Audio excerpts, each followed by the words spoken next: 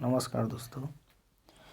आइए चलते हैं अंतरा काव्य खंड के सूरदास नामक पाठ से। इसमें कवि के बारे में जानते हैं कि अधिकांश साहित्यकारों का मत है कि उनका जन्म आगरा और मथुरा के बीच रौनकता नामक गांव में हुआ था।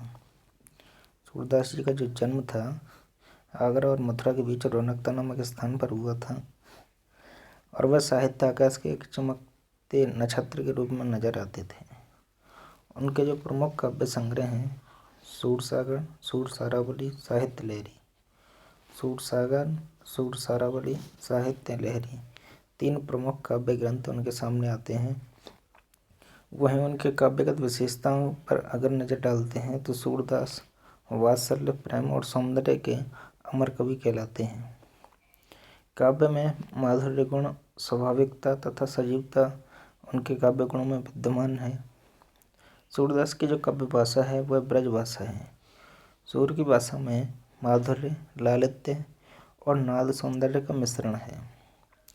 वहीं अगर बात करते हैं तुकात्मकता तथा लय के कारण संगीतात्मकता का समावेश उनके काव्यों में मिलता है तथा सूरदास के पदों में अनुप्रास, रूपक, श्लेष आदि जो अलंकारों का सहज प्रयोग मिलता है। वहीं उनका काव्य सरस तथा भावान्य रूप शब्द चयन दिखाई पड़ता है। तो सूरदास जी का जो पहला पद है उसमें कवि ने भगवान श्री कृष्ण की खेल में हार हो जाने को बड़े ही स्वाभाविक रूप से चित्रित किया है। श्रीदामा से हार जाने पर श्री कृष्ण हार स्वीकार नहीं करते और रूठकर एक ओर बैठ जाते हैं। पुनः खेलने का मन होने पर वे नंद बाबा की दुहाई देकर श्रीदामा के दाव देने के लिए तैयार हो जाते हैं। श्री कृष्ण के बाल सुलभ खींच का व बाल लीला का स्वाभाविक वर्णन बड़े सुंदर ढंग से किया है। तो पहले पद में क्या होता है कि श्री कृष्ण और श्रीदामा खेल रहे हैं जिसमें श्री कृष्ण हार जाते हैं।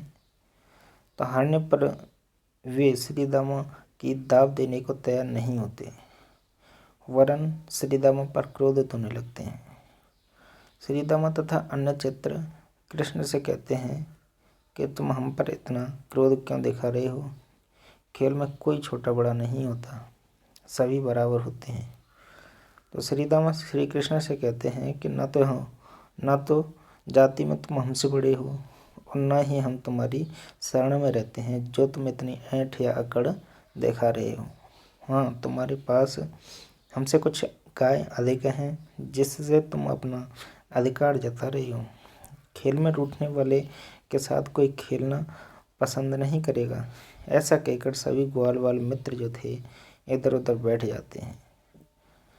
हालांकि श्री कृष्ण भीतर से मन से खेलना चाहते हैं पर वे श्रीदामा पर ही ऐसा रखते हुए कहते हैं कि देखो मैं दोबारा खेल रहा हूँ। वे नंद बाबा की दुहाई देते हुए श्रीदामा के दाव अर्थात बाजी देने को तैयार हो जाते हैं।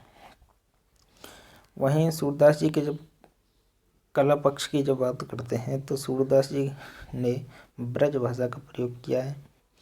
कृष्ण की बाल लीलाओं का सहज एवं स्वाभाविक वर्णन किया है। पद में बाल मनोविज्ञान अर्थात खेलन में रूठना का सुंदर चित्रण किया है। पद में गेयता और तुकात्मकता है। सखा भाव भक्ति का वर्णन किया है। को का को हरे हारे दाव दियो आदि में अनुप्रास अलंकार का प्रयोग किया है। दुहाई देना मुहावरे का प्रयोग किया है। वात्सल्य रस का प्रयोग किया है तथा छंद पद है, माधुर्य गुणयुक्त है। वहीं अगर उनके दूसरे पद है मुरली तव गुपलहि शीश डुलावत, इस पद की अगर बात करते हैं कि सूरदास जी ने इस पद में श्री कृष्ण की बांसुरी के प्रति गोपियों का शैतान का भाव प्रकट हुआ है।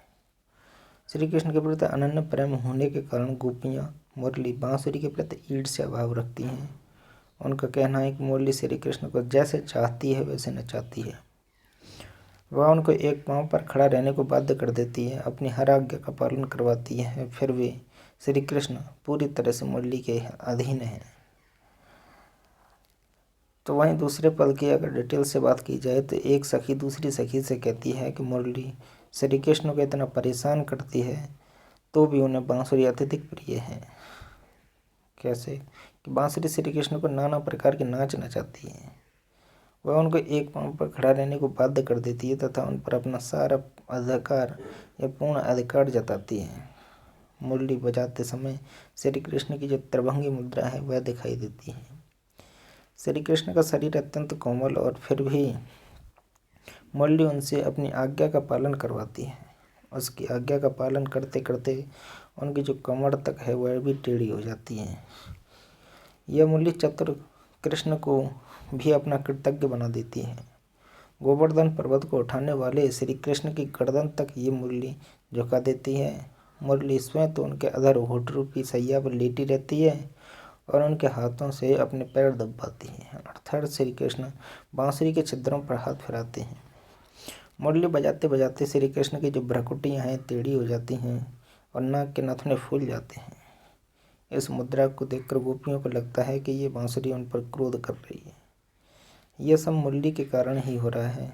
सूरदास जी कहते हैं कि गोपियों को लगता है कि ये मुरली श्री कृष्ण को क्षण भर में प्रसन्न कर लेती है और कृष्ण अपने पूरे शरीर को डुलाने लगते हैं, अर्थात आनंद में झूमने लगते हैं।